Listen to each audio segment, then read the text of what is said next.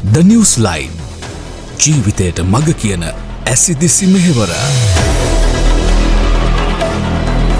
අයිබෝවන් People's TV සමගයි ඔබ එකතු වෙන්නේ. අපි අද උදෑසන වීඩියෝවකින් ඔබ සමග බෙදාගත්තා ඇමරිකානු හමුදාවේ මධ්‍යම විධානයේ අනදින නිලධාරියා ඊශ්‍රායලයට හදිසි සංචාරයකට පැමිණියා කියලා සාකච්ඡාවකට.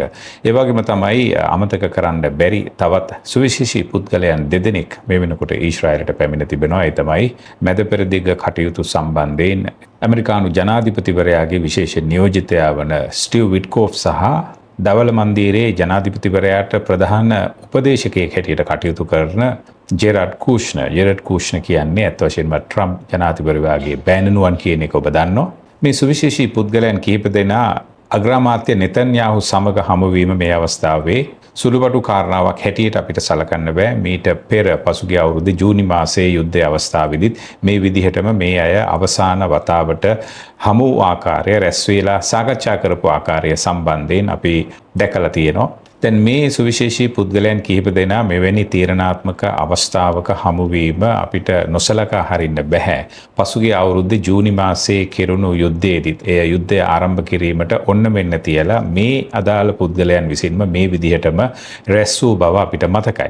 නමුත් මෙහිදී මේ ඉරාන යුද්ධයට අමතරව තවත් විශේෂ කාරණාවක් මේ ස්ටිව් විට්කෝෆ් සහ ජෙරඩ් කූෂ්නර්ගේ පැමිණීමේදී සාකච්ඡා කරනවා ඇති කියලා තමයි මේ වන විට අපිට දැක බලා ගන්න පුළුවන් වෙන්නේ. විශේෂයෙන්ම මේ ගාසා තීරය සහ ඊජිප්තුව අතරේ තිබෙන රෆා හරස් මාර්ගය විවෘත කිරීම සම්බන්ධයෙන් ඊශ්‍රායලය තීරණාත්මක අවස්ථාවකට ඇවිල්ලා සිටිනවා. ඒ නිසාම ඉරාන ප්‍රහාරය සම්බන්ධයෙන් පමණක් නොවේ මේකත් විශේෂ අවධානයක් දෙන කාරණාවක් හැටියට අපිට පෙනී යන නිසා මේ වැඩසටහන අපි කල්පනා කළා ඒ සම්බන්ධයෙන් ඔබව දැනුවත් කිරීම සඳහා යම් උත්සාහයක් ගන්න. පහුගිය කාලේ අපි ඉරාන ප්‍රහාරය සම්බන්ධයෙන් වැඩි අවධානයක් දීපු නිසා ගාසා තීරය සහ මැද පෙරදිග අනිකුත් කලාපීය ප්‍රශ්න සම්බන්ධයෙන් සාකච්ඡා කිරීමට යම්කිසි විදිහකට මගහැරුණා වගේ වුණා.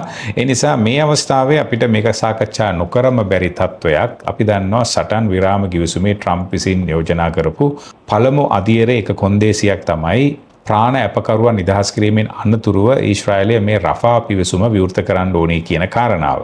යම්කිසි විදිහකට රෆා පිවිසුම විවෘත කළත් ඒත් එක්කම හමාස් ත්‍රස්තවාදීන්ගෙන් එල්ල වුණු බලාපොරොත්තු නොවුණු ප්‍රහාරයක් සහ පසුකාලීනව ප්‍රාණපකරුවන් නිදහස් කිරීම සම්බන්ධයෙන් ඇති වූ ප්‍රමාද දෝෂයන් හේතු කොටගෙන නැවත වාරයක් ඊශ්‍රායලය විසින් මේ රෆා හරස් මාර්ගය වසා දමනු ලැබුවා. දැන් මේ අවස්ථාව වන විට තිබෙන තත්වය තමයි ඊශ්‍රායලය මේ රෆා පිවිසුම විවෘත නොකර ඉන්නේ ගිවිසුමේ පළමු අදියරට අනුව සියලුම ප්‍රාණ අපකරුවන් හමාස් ත්‍රස්තවාදීන් විසින් නිදහස් කරන්න අවශ්‍යයි.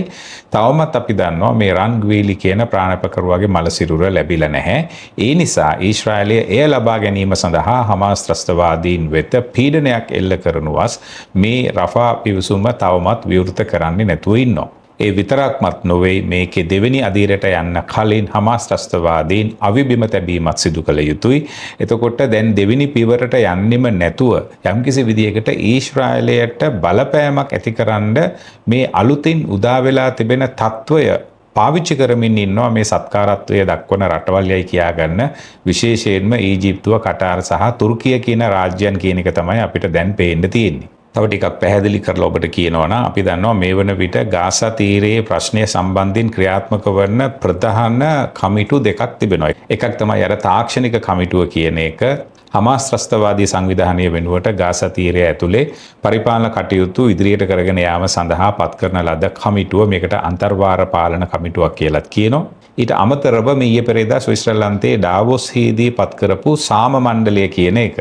මේ වන විට වාර්තා වන තොරතුරු වලට අනුව අපිට පෙනී යන්නේ කටාරය, ඊජිප්තුව සහ තුර්කිය කියන රටවල් මේ පුටු මේ තනතුරු තමුන්ට ලැබුණු මේ තනතුරු පාවිච්චි කරමින් ඉන්නවා යම්කිසි විදිහකට ඊශ්‍රායලයේ අත අඹරලා ඊශ්‍රායලයට බල කරලා යම් තීරණ ක්‍රියාත්මක කරන්න කියන එක දැන් වෙනකොට ඊටාම හොඳින් පෙනී යනවා. උදාහරණයක් හැටියට බොහෝ දුරට ලබන සතියේ ප්‍රාණපකරුවාව නිදහස් නොකර වුණත් ඊශ්‍රායලයට මේ රෆා පිවිසුම විවෘත කරන්න වෙන තත්වයක් තමයි තියෙන්නේ. ඊශ්‍රායලයේ සමහර නිලධාරීන් මේ වෙනකොට මේ පිළිබඳව යම්කිසි විදිහේ අදහස් ප්‍රකාශ කිරීමක් කරලා තියෙනවා.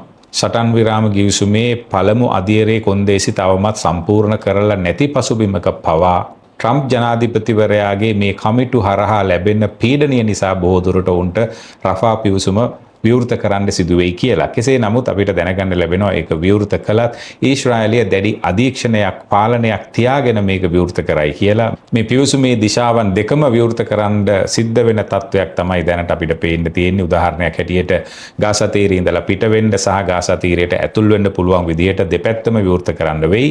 ඊශ්‍රායල් හමුදාවන් ඍජුවම මෙතන නතර වෙන්න යන්නේ නැහැ. මම හිතන්නේ ඒ සඳහා ඊශ්‍රායලට හැකියාවක් නැහැ. නමුත් ඒ වෙනුවට ඔවුන් වෙනම මුරපොලක් පවත්වාගෙන යන්න යනවා කියලා තමයි දැනගන්න ලැබෙන්නේ. අවිජාවාරම් කිරීම මේ හරහා සීමා කරන්න සහ ත්‍රස්තවාදයට සම්බන්ධ සහ ඔවුන්ට අවශ්‍ය කරන පුද්ගලයන් ඇතුළු වීමට හෝ පිටවීමට ඔවුන්ට අවස්ථාව නොලැබෙන පරිදි. ඒ වගේම මේ පිළිබඳව කතා කරන විශේෂඥයින් විසින් පෙන්වා දෙන දෙයක් තමයි දැන් මෙහෙම විවෘත කිරීමක් කෙරුවත් එක්කම ගාසා තීරයෙන් පහුගිය කාලේ වුණේ පුළුවන් තරම් මිනිස්සු පිටවෙන එක. නමුත් දැන් බොහෝ දුරට ගාසා තීරයට ඇතුළු වෙන්න ඉඩ තියෙනවා කියලා දැනගන්න ලැබෙනවා. මොකද දැන් නැවත වාරයක් අර මේකේ ඇතුලේ ජාවාරම් කරන අයට යම්කිසි ඉල්ලමක් පෑදෙන්න යනවා කියන එක තමයි අපිට පේන්නේ.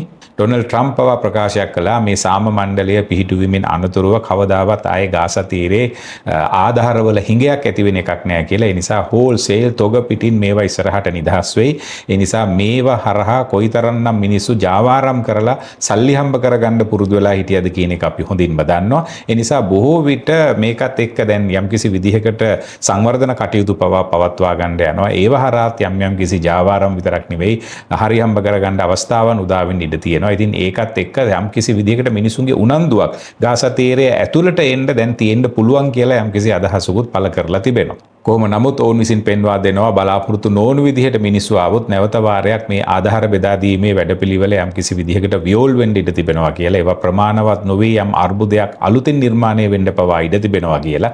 ඒ වගේම ඊශ්‍රායලයේ මේ වන විට ළමුන්ට අවශ්‍ය කරන දේවල් විශේෂයෙන් නිදහස් කරන්න කටයුතු කරලා තිබුණා. ඒ අනුව ළමයින්ට විනෝද වීම සඳහා අවශ්‍ය කරන ක්‍රීඩා කට්ටල රාශියක් පහුගිය කාලය ඇතුළත බෙදා දුන්නා කියලාත් අපිට දැනගන්න ලැබෙනවා. දැන් මෙතන අපිට තියෙන යම්කිසි විදිහකට අවාසනාවන්ත තත්වය තමයි මේ දෙවෙනි අධීරයේ යම් කොන්දේසි මේ අය ක්‍රියාත්මක කරන්න හදන්නේ පළවෙනි අධීර හරියට ක්‍රියාත්මක නොවුණු පසුබිමක් තුල වීම.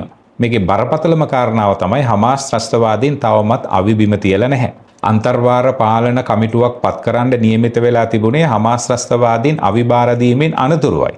දැන් බලන්න වෙලා තියෙන දේ ඒ අන්තර්වාර පාලන කමිටුවත් ක්‍රියාත්මක වෙනවා. හමාස් ත්‍රස්තවාදීනුත් හිටිය විදිහටම ඉන්නවා. ඒ නිසා මේක වෙන්නේ මොකද්ද අවසානයේදී හමාස් ත්‍රස්තවාදීන්ට යම්කිසි ආවරණයක් ලබා ගන්න මේ කමිටුවත් පාවිච්චි කරයි කියන එක තමයි අපිට පේන්න තියෙන්නේ. කොහොම නමුත් හෙටින් පස්සේ ලබන සතියේදී ඊශ්‍රායල් අග්‍රාමාත්‍යවරයා මේ සම්බන්ධයෙන් සාකච්ඡා කිරීමට නැවත වාරයක් කැබිනට් මණ්ඩලය රැස් කරන්න නියමිතයි කියලා අපිට දැනගන්න ලැබෙනවා. මේක සමහර විට විවෘත නොකරන්න උනත් ඉඩ තියෙනවා. නමුත් සම්භාවිතාවය නම් දැනට වැඩිපුර තියෙන්නේ බොහෝ දුරට විවෘත කරයි කියන එක විශ්වාස කරන්නයි. මොකද ට්‍රම්ප්ට සිදු වෙනවා යම්කිසි විදිහකට ට්‍රම්ප්ගේ ආරාධනාවට අනුව මේ සාම මණ්ඩලයට ඇවිල්ලා වාඩි වුණු අයගේ හිතසුව පිණිස වැඩ කරන්න ඒගොල්ලෝ ඉල්ලන දේවල් ඒගොල්ලන්ගේ උවමනාවන් වලට ඒගොල්ලන්ගේ ඉල්ලීම් වලට යම්කිසි විදිහකට සවන් දෙන්න ට්‍රම්ප්ට මෙතනින් එහාට සිද්ධ වෙනවා. කෙසේ නමුත් ස්ටීව් විට්කෝෆ් සහ ජෙරඩ් කූෂ්නර්ගේ පැමිණීමෙන් අනතුරුව අපි බලමු අද වෙනකොට මේ කෙරෙන සාකච්ඡාවලින් පස්සේ යම් යහපත් දෙයක් එළියට එයිද කියලා.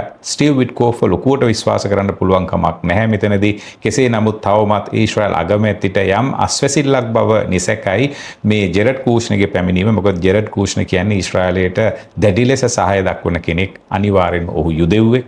නිකම්ම යුදෙව්වෙකුත් නෙමේ දැඩි මතධාරී. අපි අර ඕතඩොක්ස් ජූස්ලා කියලා කියන ජාතියට අයිති කෙනෙක්. ඒ නිසා ඔහුට ලොකු හැඟීමක් ඊශ්‍රායලය ගැන තියෙනවා. මේවා නිකම් අනුමාන කිරීම විතරයි. මේවා හොඳට වගේම නරකට පවා පෙරලෙන්න ඕන හැටි ඉඩ ප්‍රස්තාව තියෙනවා අපිට තියෙන අවබෝධයත් එක්ක. මේ පිළිබඳව ටිකක් වැඩිපුර කවුරුත් නොහිතන කරුණු කිහිපයක් තියෙනවා. අපි අද රාත්‍රියේ සජීවී වැඩසටහන අතරතුරේදී සම්බන්ධයෙන් කතා කරන්න උත්සාහ කරමු.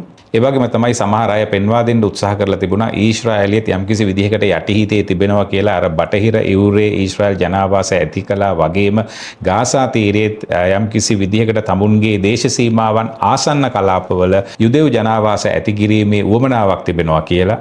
ඒ සම්බන්ධයෙන් මේ වන විට බෙන්ජමින් නෙතන්යාහු දරන මතය මොකක් වුණත් බෙන්ජමින් නෙතන්යාහුගේ පක්ෂයට එකතු වෙලා සහාය දක්වන අනිකුත් සුළු පක්ෂ නම් මේ වෙනුවෙන් දැඩි ලෙස පෙනී සිටිනවා. අනිවාර්යයෙන්ම දේශ සීමා ආශ්‍රිතව යුදෙව් ජනාවාස ඉදි කරන්නම ඕනි කියන තැන ඉන්න සෑහෙන දේශපාලඥයින් සංඛ්‍යාවක් යුදෙව් පාර්ලිමේන්තුවේ මේ වන විට ඉන්නවා. ඒ නිසා මේ අවස්ථාවේදී යම්කිසි සීමාවකින් එහාට එහෙම නැත්නම් සීමාවකින් තොරව ගාසා තීරය ජනාකීර්ණ වෙනවා කියන එක ඊශ්‍රායලයේ තරම්ම සතුටු නොවෙන්නත් බොහෝ දුරට ඉඩ තියෙනවා මේ ප්‍රශ්න හරියට විසඳ ගන්න තෙක්. ප්‍රශ්නය විසඳ ගන්න කියලා ට්‍රම්ප් ජනාධිපතිවරයා පත් කරපු මේ කණ්ඩායම් එකතු වෙලා තවදුරටත් ප්‍රශ්නය වියෝල් කරයිද එහෙම නැත්නම් මේ හමාස් ත්‍රස්තවාදීන් අවිබිමත බීම සහ ගාසා තීරයෙන් ඔවුන්ව පිටත් කිරීම සම්බන්ධයෙන් ඊශ්‍රායලයේ දැඩි තීන්දුවට යම්කිසි විදිහකට බලපෑමක් එල්ල කරයිද කියන සැකයත් යම්කිසි විදිහකට මතුවෙන්න පටන් අරන් තිබෙනවා මේ වෙනකොට. උදාහරණයක් හැටියට මේ හැමෝම එකඟ වුණාට ඩොනල්ඩ් ට්‍රම්ප් පවා කිව්වට හමාස් අනිවාර්යෙන්ම අවි ආයුධ බිම තියන්න ඕනි කියලා. ඒ සඳහා තියෙන සැලැස්ම මොකද්ද? කවුද ඒ සඳහා මැදිහත් වෙන්න යන්නේ? ඊශ්‍රායලයේ ඇරෙන්න කටාර් තුර්කිය හෝ ඊජිප්තුව මේ සම්බන්ධයෙන් හමාස් ත්‍රස්තවාදී සංවිධානයට බලපෑමක් කරන්න සූදානම්ද? එහෙම නැතුව මේ අයගේ මේ මැදිහත් වීම හරහා වෙන්නේ ඊශ්‍රායලයේ හඬ යම්කිසි විදිහකට මර්ධනය කරලා පාලනය කරලා හමාස්ට යම්කිසි ආවරණයක් ලබා දෙන්න උත්සාහ කරනවාද කියන එක සොයා බැලිය යුතුම වෙනවා. එමනම් මේ සම්බන්ධයෙන් ඔබ දැනුවත් කරන්නයි මේ වීඩියෝ එක කළේ. ආරාධනා කරනවා අද රාත්‍රී 10ට සජීවීව අපිත් එක්ක එකතු වෙන්න කියලා. විශේෂයෙන්ම ජෙරඩ් කුෂ්ණ සම්බන්ධයෙන් යම්කිසි තොරතුරු ටිකක් ගැඹුරින් සාකච්ඡා කරන්න අපි බලාපොරොත්තු වෙනවා අද රාත්‍රියේදී. සමගන යන ඔබේ ආදරණීය නාලිකාව People's TV වෙතින් මම ස්ටැන්ලි රොයිස්ටන්.